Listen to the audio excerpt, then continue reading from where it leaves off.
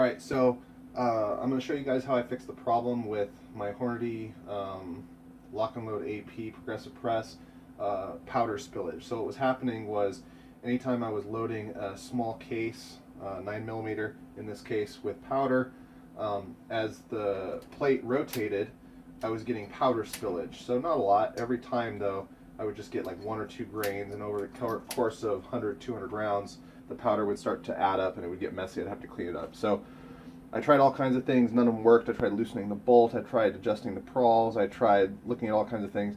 I finally found on a website someone had recommended actually hammering on the ball bearings of the shell plate. So that's what I did, and it solved my problem, so I figured I'd show you.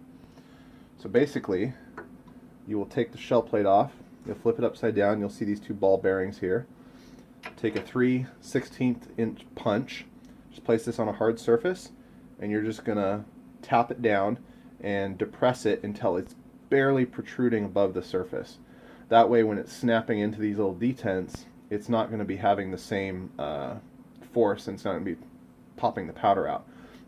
Don't worry about overdoing it. If you push these too far, you can just flip it and then push them back the other way. So you want them just barely enough to where they catch in these holes, but not enough to where they snap.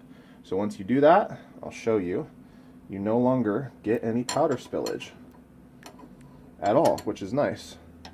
So we have a primed case here, and I'm just going to put a little powder in it, and it's not, let's see, there we go. So powder, bring it down, and you'll see when it rotates here, no powder comes out.